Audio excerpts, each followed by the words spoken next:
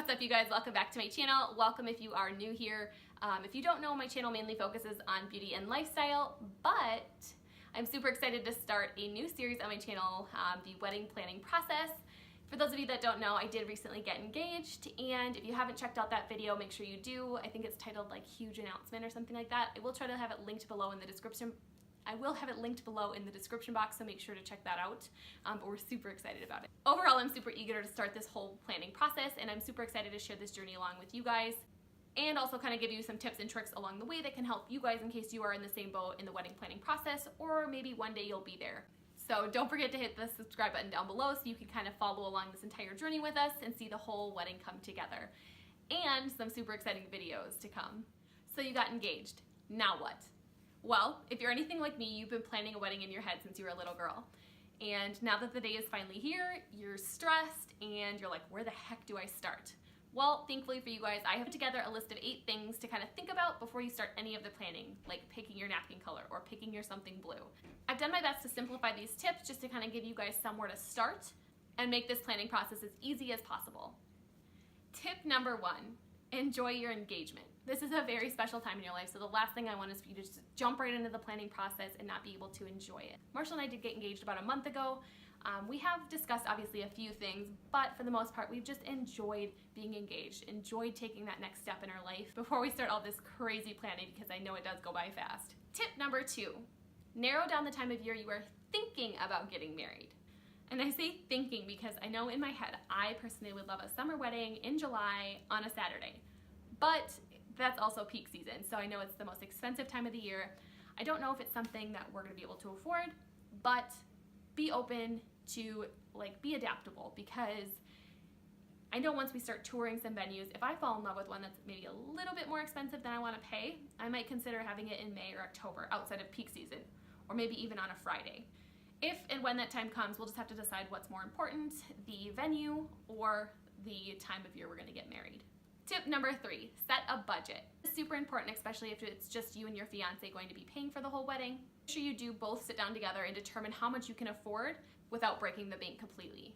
But we are also making it a priority to pay for as much as possible. I feel like it'll be a lot more special knowing all the time, money, effort put into this day to make it as special as possible. Tip number 4, make a rough guest list.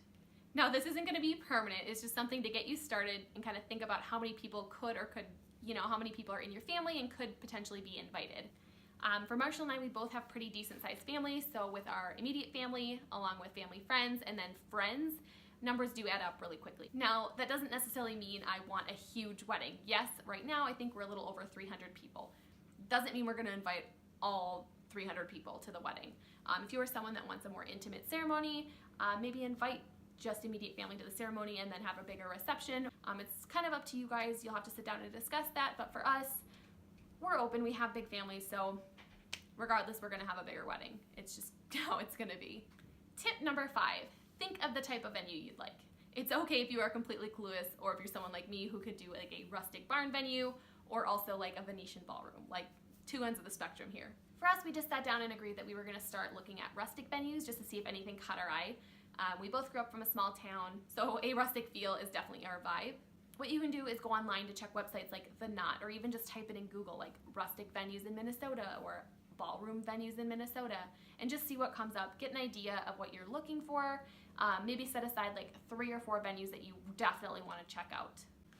Tip number 6, think of the people that you would love to stand by you on your big day. For me, for the life of me, I have 9 girls that I would love to stand up by me. Is that realistic? No.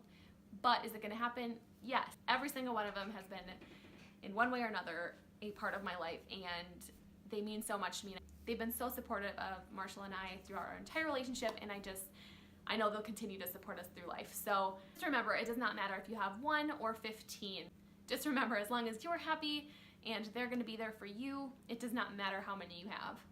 Tip number 7, prepare for rejection. This is something I definitely need to work on, because not every vendor is going to be able to say yes, or you're not going to be able to afford every single vendor that you would like. So the main point here is just to be adaptable. If something doesn't work out or you can't afford something, that is okay. It just means that there's something better out there waiting to be found. Tip number 8 is to get a wedding planner. Now, I get that not everyone can afford an actual person wedding planner, and I am definitely someone that's not going to be spending money on that. So I will be going online and ordering something, kind of customizing it with my future last name, maybe the date that we're going to get married once we decide on that, just to kind of have it more customizable to your wedding. Maybe put your color scheme in there, somewhere that you can keep organized with all of your vendors, all of your payment plans, everything like that, what you have booked, what you still have to book, things like that. That'll keep you guys organized and it all be in one place. I have checked out so many cute ones on Etsy and they're super affordable. I think the one I'm keeping an eye on is like $20. There's one for $45 I was also looking at. So different kinds of price ranges. I know there was some for like $100, which is insane, but if that's your budget, go for it. All right, you guys, so that's gonna wrap up today's video. I really hope you guys enjoyed. Don't forget to subscribe because like I mentioned earlier, I will be posting some new exciting wedding planning videos and I don't want you guys to miss out on them. So make sure to give this video a big thumbs up. Also give me a comment down below if there's any videos that you'd like me to film. But I will see you guys in my next video. Bye.